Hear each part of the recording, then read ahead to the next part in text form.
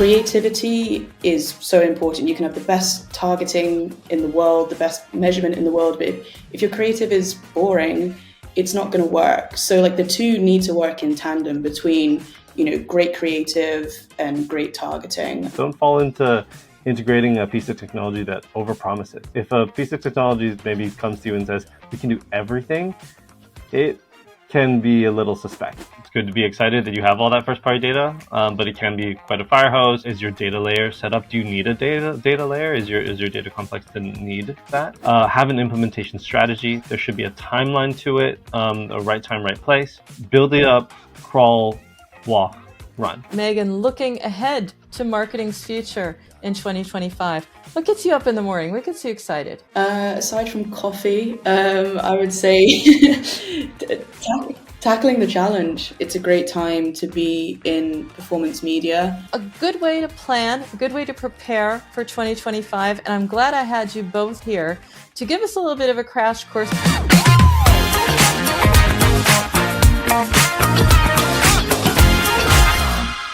This is Peggy Anne Salz. You are in the groove, where I lead bold conversations with the biggest minds in marketing. That's what we do here. But this time, we're going to look at the biggest questions facing marketers, like how do you future-proof your data, your measurement strategies, and even your tech stacks for 2025. It's a hot topic. It's very timely. That's why we're doing it now, to give you food for thought going into the new year. And I have two experts, Megan Price. It's an encore because we chatted before at MAU. And yes, you are a Programmatic Supervisor at M&C Saatchi Performance.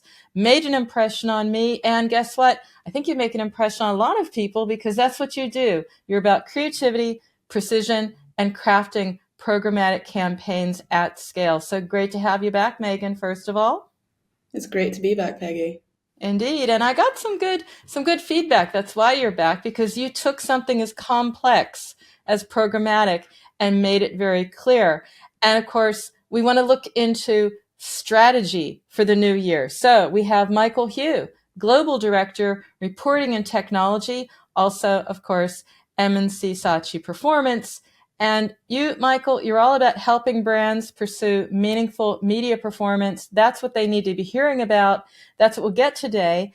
And we get a worldview, because you've also lived in 6 countries and you're touching down today at In the Groove. Where it's great to have you, but where are you based, Michael? I'm based in the US. Good to have you both. Michael, I'll start with you. You're down in the trenches. What are the most pressing challenges going into 2025?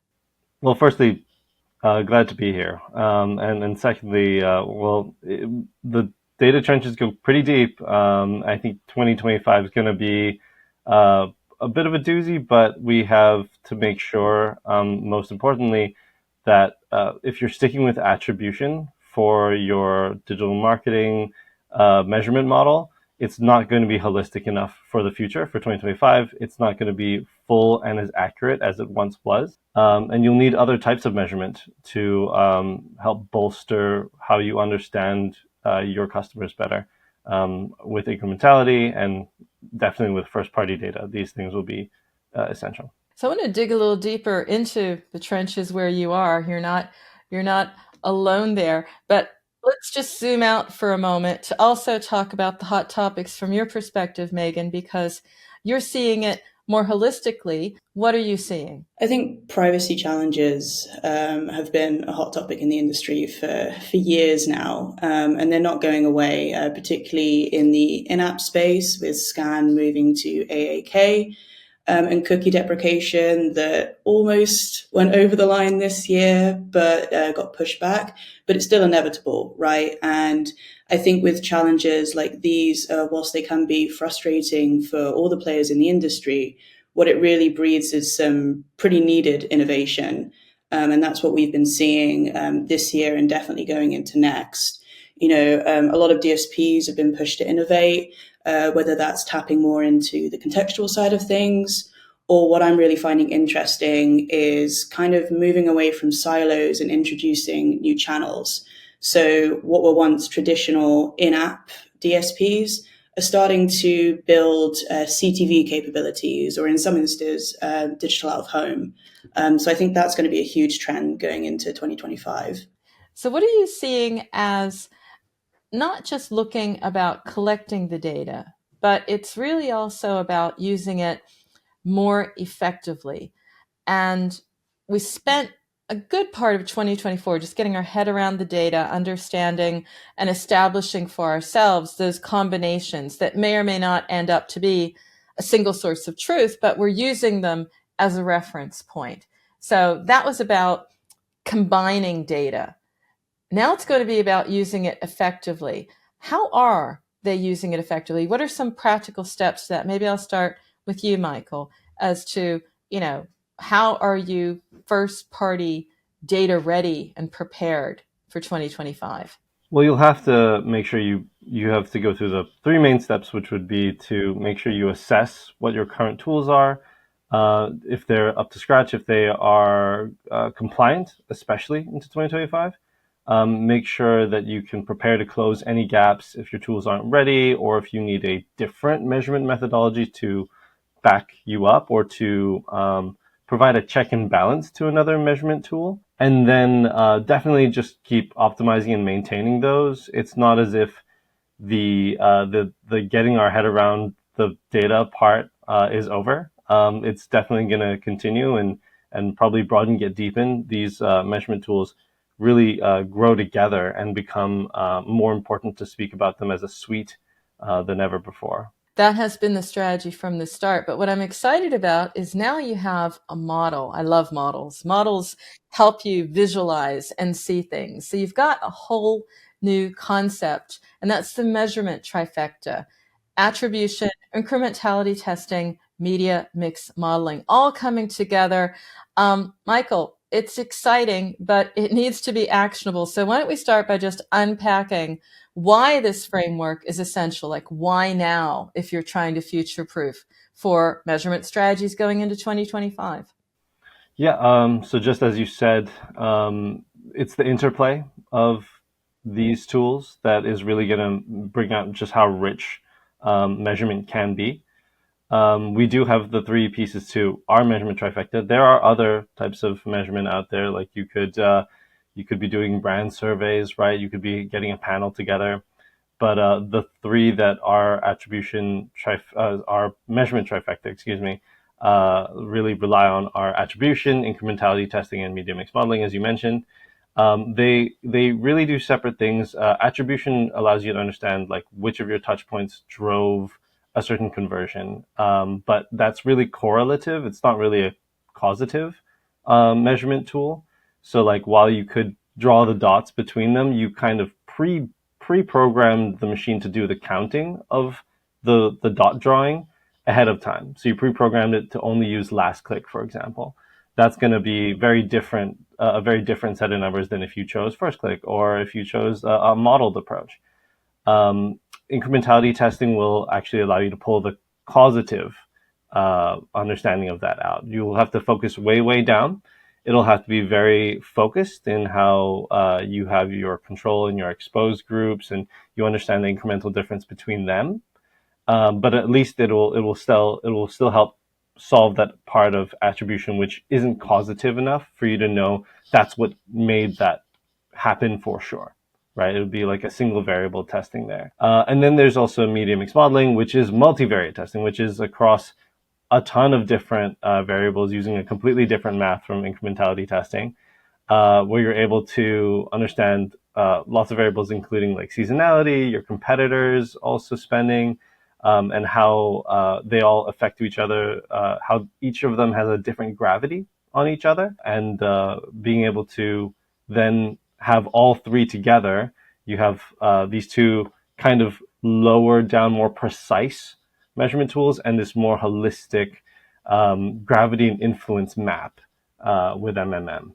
So those three working together are great.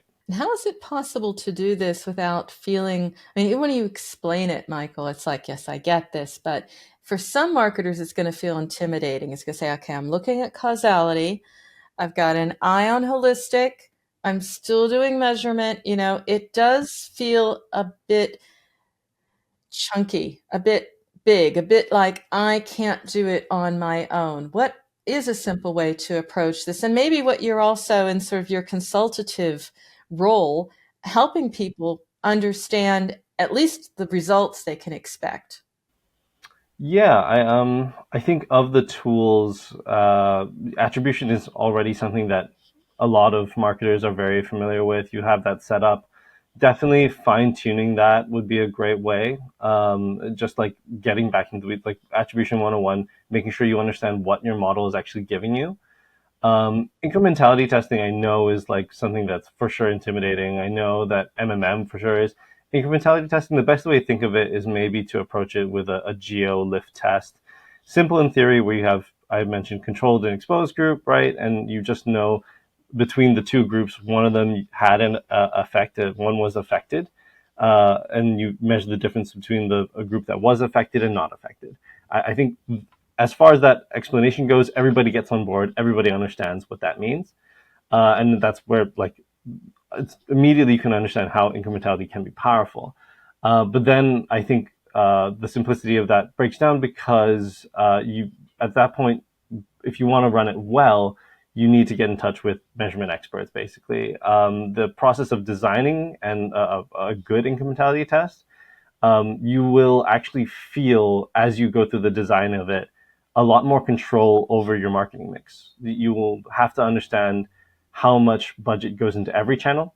There will have to be, instructions to not do something crazy with budget in the middle of the testing, right? Because you don't want to mess with what the channel that you're actually testing, and another channel is doing something crazy on the side. It'll mess up the results. So you'll have to understand all that cross-channel spend and have a clear KPI and hypothesis. You'll have a lot of control even when the result comes out. So you'll understand, okay, I know that the result is going to be pretty black and white. It's going to either give me a result that was usable, or it's maybe there's a statistical defect in the design, and the design will tell you that. You can test for that as well to tell you if it was a conclusive answer, or if you need to go back to the drawing board, run it again.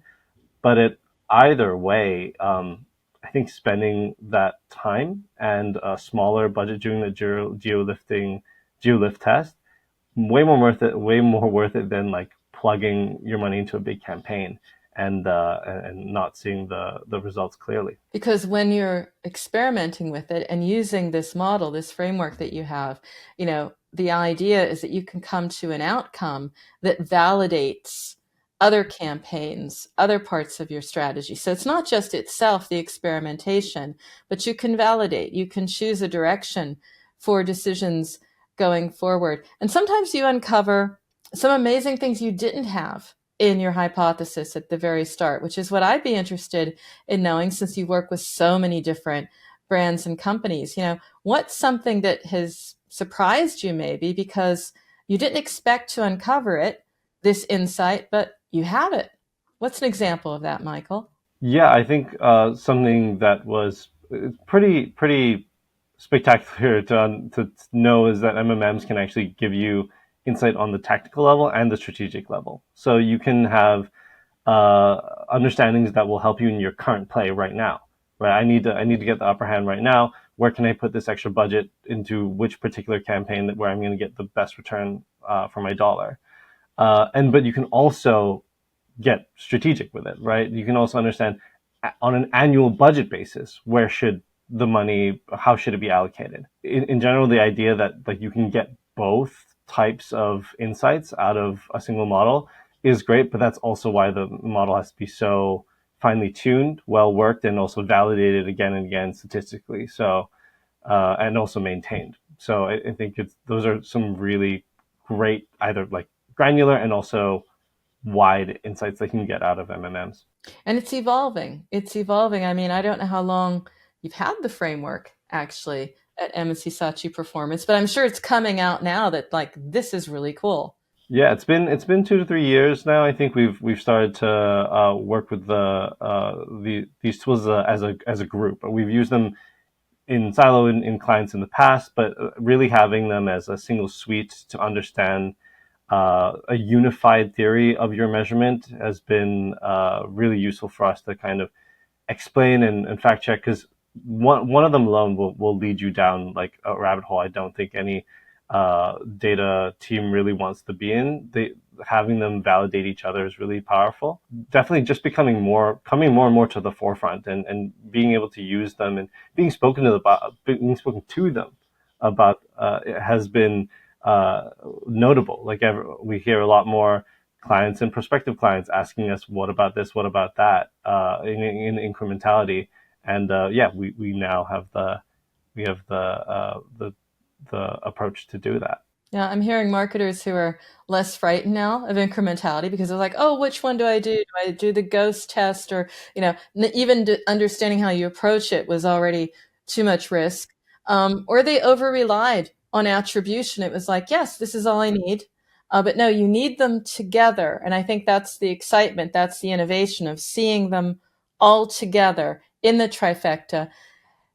Is there anything about the model, the tools, the techniques, this evolution that you're particularly excited about, or that we can say, look, the model is stretching to meet our needs in 2025 and beyond?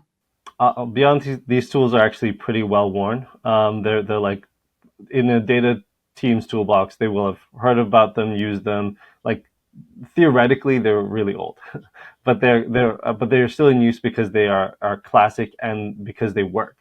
And they work especially without cookies, right? They especially work without needing some of those sensors that you really needed on the user level. You can understand the total result effect without needing to get to cross any of those privacy lines, for example. There are some future tools that I think are being bandied about a lot of the time now. I hear about them from time to time. Like AI-driven incrementality testing that's always on. It's always testing something in the background. It's turning your regular activity into small little incrementality tests, or using machine learning to model attribution just constantly, almost as if it's bringing back multi-touch attribution, but like using machine learning. These are definitely tools that are being spoken about. I think they have some theoretical weight to them, and totally we're technology agnostic at M&C Saatchi Performance. So if these are the types of tools and the types of features you want to build for your brand, we'll definitely integrate them. We'll definitely work it into the trifecta, or like have it speak with the other pieces. But they're not really substitutes. They're more like cousin techniques, which definitely don't invalidate the core tools in the trifecta, but which are excellently regarded in any data team's toolbox. So the trifecta is still strong. Another major focus beyond AI in 2025 is diversification. I just wrote my latest Forbes article all about it. I said, hey, we're in the age of the 3Ds: diversification, distribution, D2C. But in and amongst that, diversification, the biggest one, looking at other channels, other opportunities on the open web and beyond. So Megan, this is probably also top of mind with you as well, and how you're talking with your clients. What's the biggest opportunity for brands looking to diversify their media spend? We said a couple at the top. We mentioned a few at the top, but what's really top of mind with them? I think this is like a really exciting point in the industry, and I think needed. So it's a great time to be working within this realm. I think diversification, it kind of implies that the marketer or the brand hasn't done it before. So that's very important to keep in mind, right? Any first foray, whether that be with a totally new channel or a new partner, again, it's going back to that mantra of planning is as important as execution. So it's really important. And what we do here, we work very closely with the data team, with our lovely Michael Hew, to make sure that proactively and from the beginning, we're thinking about not only how are we launching it, who are we targeting, what creatives are we using, but how are we going to measure it? How are we going to walk away and objectively say to the client, this did or didn't work, and here's why. And even if it didn't work, it needs to be why. What do we need to refine? Where did it fall short? Because every test is a positive, whatever the outcome is. So as long as you have the learnings and you have the data behind you to be able to unpack those learnings. But in the sense of diversification and what we're doing within the agency, what's been really interesting, and there's plenty of examples that are coming out in the news like every week, the latest one being Spotify partnering with the Trade Desk.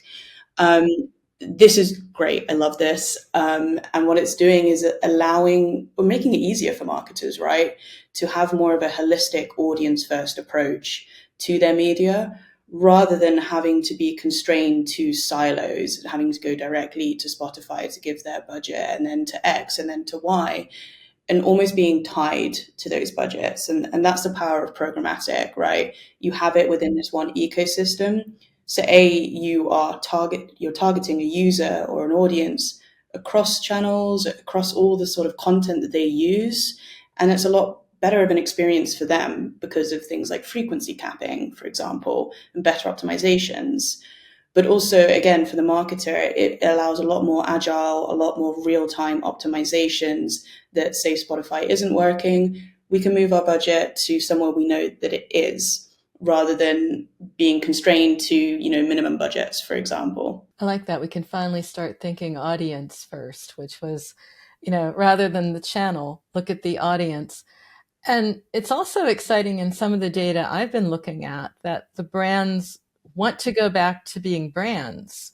So they want to be introducing messages, and the channel mix to get to that is important, but it doesn't overshadow the brand. There were some articles also recently like, hey, we got away from being like creative and exciting and brand narratives. We were thinking about have this there. So we went almost too far down that road. And so we're coming back. And the whole idea is diversification of media spend, but always being well-rounded.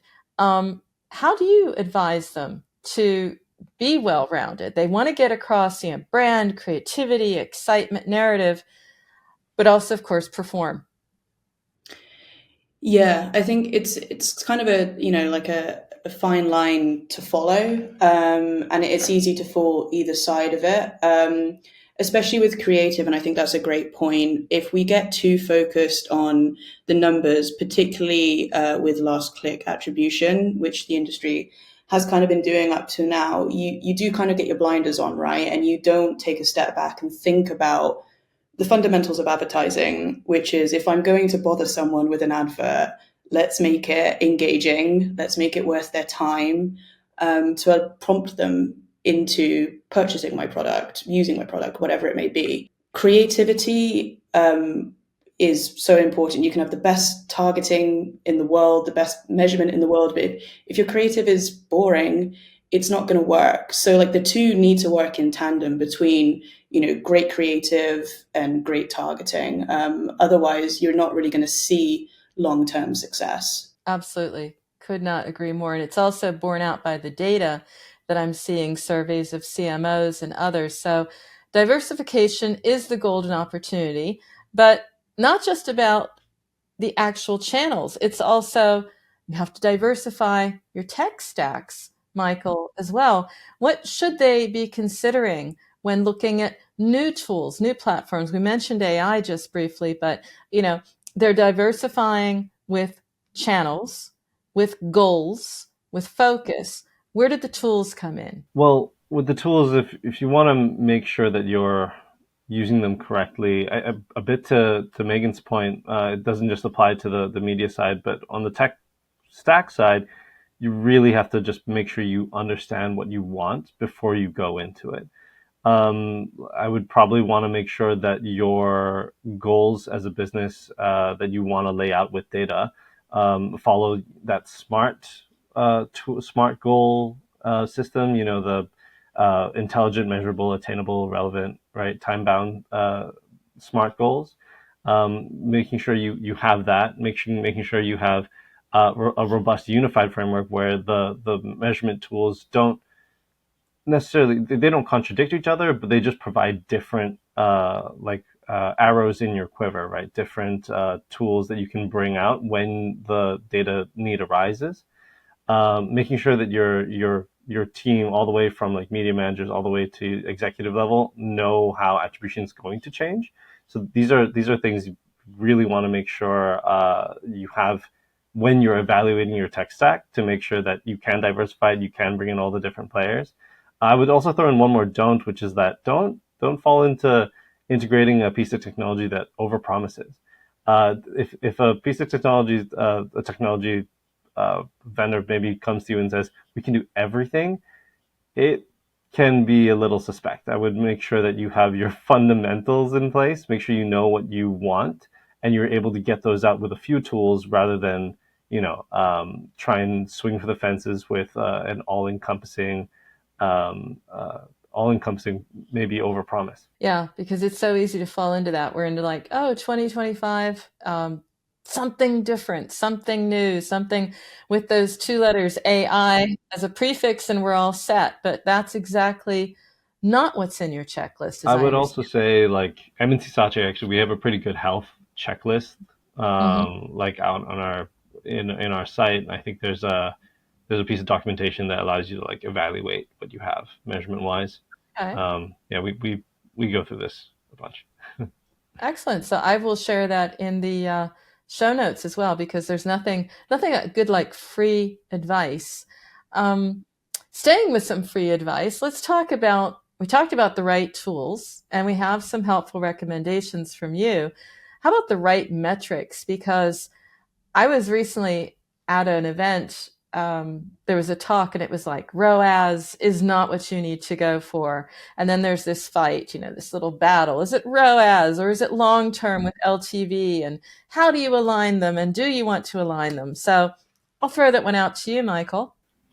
Well, I would say like this is where M&C Saatchi shines a bit with the multiple tools that we bring to the table and we want to have in our suite. We help refine the measurement approaches that you have. We want to be as holistic as possible across your measurement tools, because ROAS isn't always right and LTV isn't always right, but you may need to switch targets, but you need to have the right tools to do that in order to also check out if LTV is not a concern right now, and you're switching to a short-term target, you need the right measurement framework to be able to do that. And when you have all of that, you can prioritize, balance, and optimize between them. That's fine. There sometimes isn't a great one-size-fits-all metric.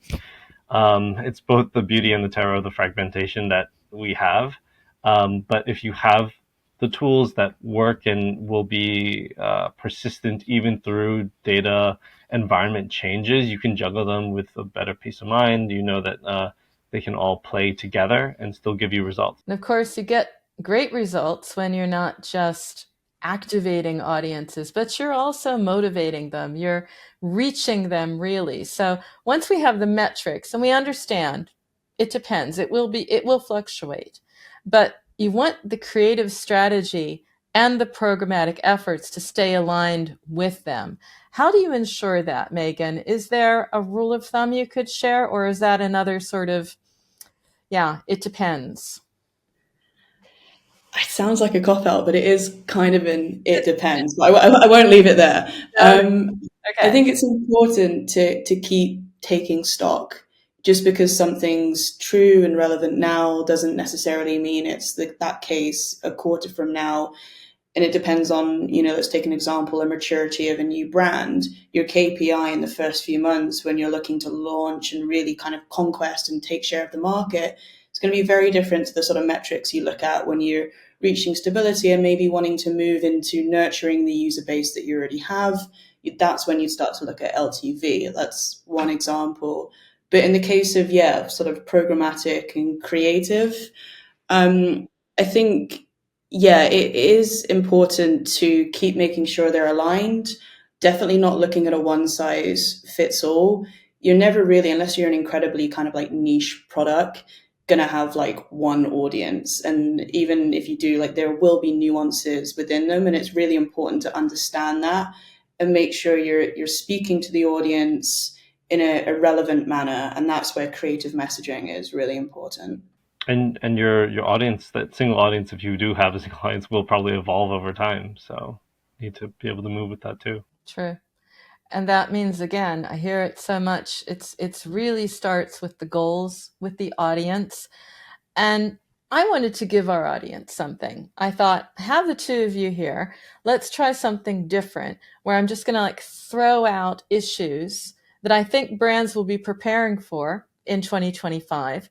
And you give me back your action item or your top recommendation, making sort of like a cheat sheet, sort of like, the shortcut to all of this. So let's just imagine grappling with evaluating and optimizing first party data, because that will stay with us in 2025 without a doubt. Megan, what's your thought here? A cheat sheet, a tip? Keep it simple. Don't try and look at all of the first party data, and make sure that you're setting up the campaigns in your programmatic DSP to be as simple as possible. One or two events that really make sense, and make sure that those events are getting enough data. Otherwise, it's like trying to drive a car with no gas or petrol if you're British.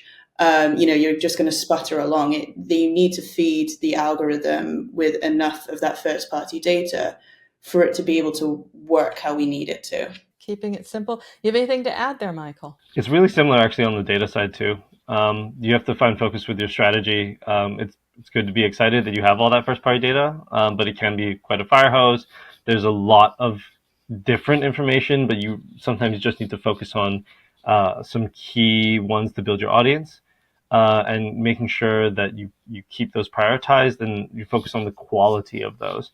Do you even have is your data layer set up? Do you need a data layer? Is your data complex to need that? Is your site tagged up well enough to be able to handle or correctly handle the attributions? Sorry, the conversions that are happening in the right spot on the right page, and you really will get a lot better results out of something that's been optimized and maintained. So yeah, focus on quality and maintain that. Very good point. I wasn't thinking of that, but you can have the best data, but if you have no idea if you're converting because you don't have it set up to look at that end, makes sense. Absolutely. Staying with that, because you brought us this model that we're talking about now, and we'll be talking about a lot in the year to come, the measurement trifecta. Let's take the topic of implementing it. Again, a top tip, an action item, something for our cheat sheet. Yeah, I would think that a top recommendation is that you make sure you plan out your measurement tools, because they don't all happen at once. Some of them are easier to implement than others. Have an implementation strategy. There should be a timeline to it, a right time, right place. Build it up, crawl, walk, run. With our trifecta, we know that attribution is quick to set up for day-to-day reads and adjustments tactically, where to spend a little bit more money, where to move money between things. But incrementality testing, as I alluded to earlier, that one takes time. You need more time for setup, to understand if it's even feasible what your hypothesis is asking for, and then coordinating the cross-channel spends. MMM can take up to years and years of data, and also data many years more to validate it. You can speed run it with a couple of months data, but then you're making assumptions. But it'll take more time than incrementality. And similarly, you have to get it right. You have to make sure that their categorization is right, and you have to make sure that the data sources that will continue to feed you information to validate that are clean. So just make sure that you choreograph when the different tools need to be set up and be ready to speak to each other. Because if you don't have them, or if you have pieces of it, you'll need to work them in. Choreography. I'm seeing it like that. So I remember speaking with a bank that was telling me, we don't have the data we want for sort of situations that are out of the norm. So what they did is they went back and got historic data, even from, I think it was the 2008 crash, and used that and sort of modified it and said, well, this is an extreme situation, and we can use that to inform the model. So you can also be imaginative, I think, as well. Definitely. Yeah, you can definitely find ways to model in data that maybe is not in the right form, that you would hope for, but it can be made useful. There are techniques to do these. And there's also techniques to diversify. And we talked about the tech stack, but maybe, Megan, some thoughts from you, a cheat sheet on diversifying the media portfolio, making those choices. What can you offer? I think it's all about looking at the strategy and not being short-termist about it.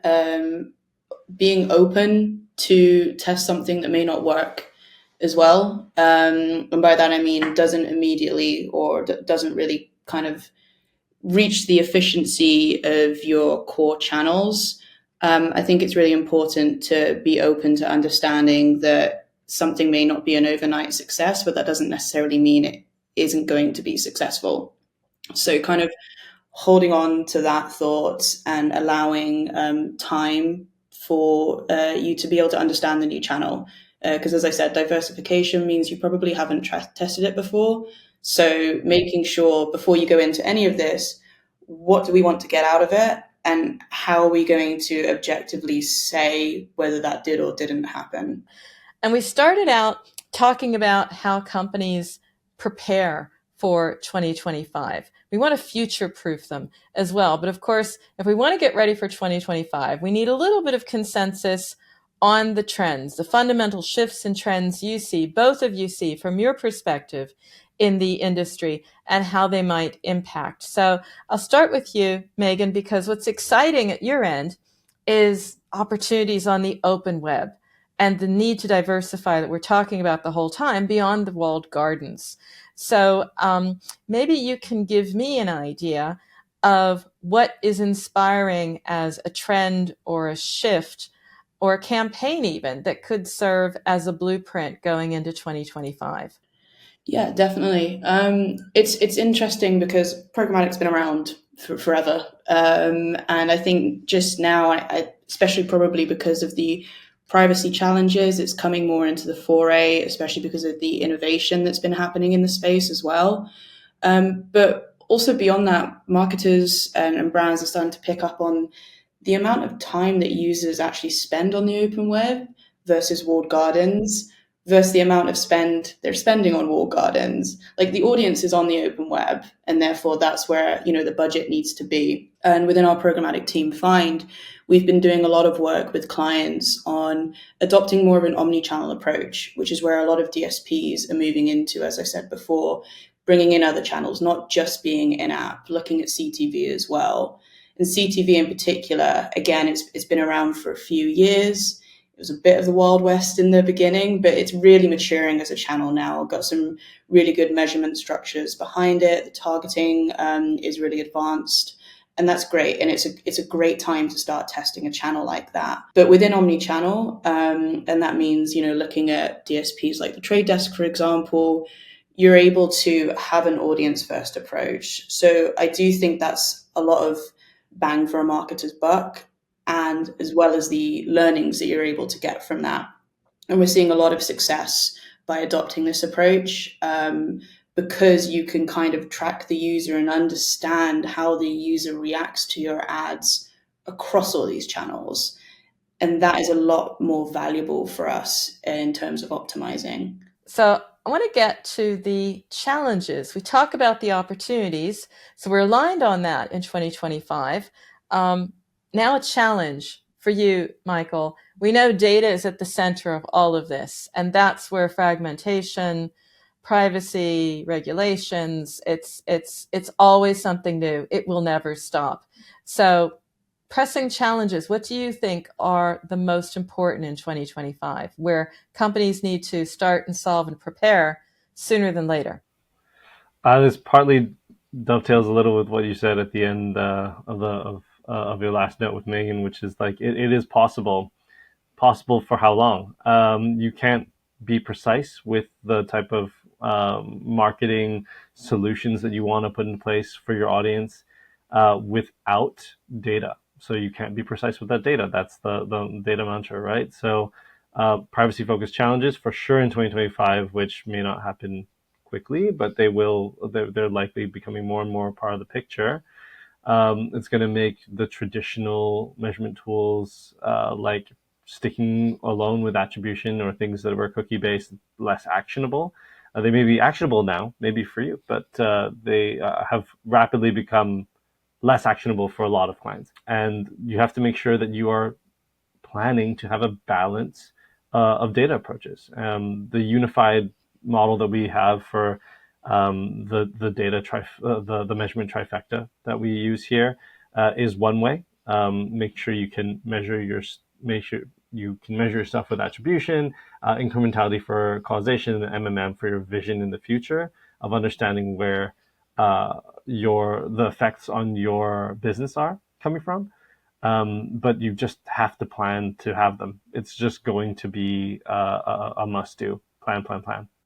And that balance. That's why I like the trifecta so much. And invited you here in the first place, Michael, because I thought that's just it. You have that holistic sort of now, medium, longer term, all together in one. So I'd like to wrap it up with a couple of rapid fire insights, because people have been listening. We gave them a cheat sheet. Now we just want to give them right straight to the point. In your view, first thing that you think of, starting with you, Michael, most overlooked metric in the measurement trifecta. This is not a metric, but it's definitely something you need to be careful of in the trifecta, which is for incrementality testing. Incrementality tests can fail. They can be statistically insignificant. And it is a possible result. And it may just require another test. It may tell you that it's likely that your test needed to be changed rather than aggressive changes to the media strategy just because the test failed. It's better to have a small test fail than to running a larger campaign commitment, for sure. That is true. That's a good takeaway right there. Megan, biggest myth about programmatic advertising today?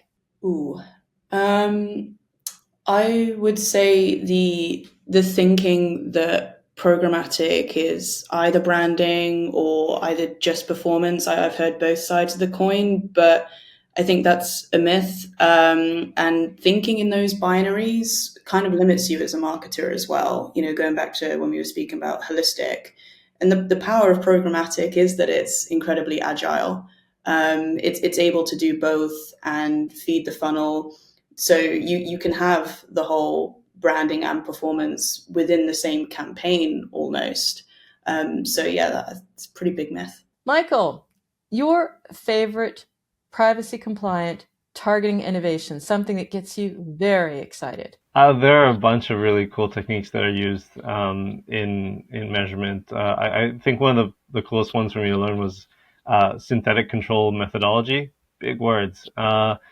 Basically, it's you make a population of people who don't live closely together but behave like they do. So able to pick out postal codes that, when grouped together, act like the general behavior of a known group, so that you can test against the exposed real group, and then the other group will behave like normal, so that it provides that baseline in which you can measure incrementality off of. No cookies needed. So it's a different way of getting the cohort, is what I'm understanding. They're not really cohorts, but they behave similar. Right. You don't need to have a real geo out there. You can build it. As long as you obviously test it and make sure that it does behave the same or similarly. That is very interesting. I could see why that would excite you. I might have to have you back or someone back to walk us through that alone. I'll stay with you because data is your world. One mistake brands make when they're managing their first-party data. Honestly, maintenance. I'm a big fan of that word, making sure that you have the right people to look and optimize your data streams, making sure that they're clean, making sure that anything that gets added is clean. I would say maintenance of that quality to keep it clean is super, super important. Maybe another one would be not using it enough for targeting efforts, just kind of sitting on your goldmine of first party data, but you're not really leveraging it enough to turn into audiences that are really out there. Even you may know your current customers a lot, but who knows if you can reach them. I've seen that a couple of times where you can find new audiences in your data if you just look at it differently. It's like, these are existing, you have them already, but you're not treating them that way. Or you might have them as a subset.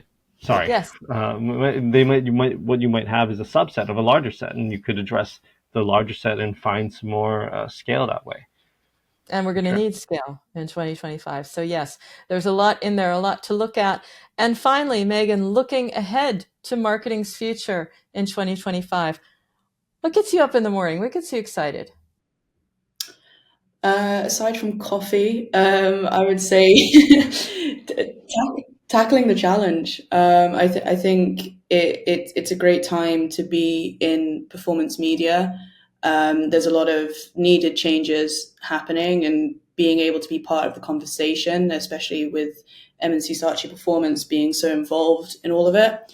It's great, but to kind of distill it into a sentence, I think it's stepping back from this numbers game that's kind of come from almost an over-reliance on attribution up until now. And that frees up us to think more creatively, not be tied to just chasing a lower and lower CPI, for example, and kind of painting yourselves into a corner.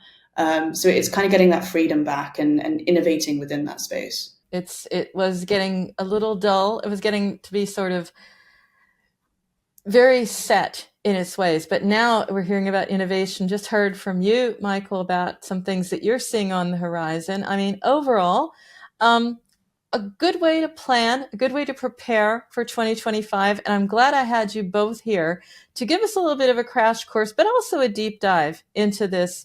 Thank you so much, Megan. Thank you so much, Michael. Thank you so much for having us. Thanks for having us. And you did it all here, and you shared for free, and we have tons in the show notes and other assets as well. So loads coming out of this. It won't be the end, just the beginning. And speaking of which, it is what's out there for everyone. So it's there, it's free, spread the word, tell your tribe, subscribe to the channel.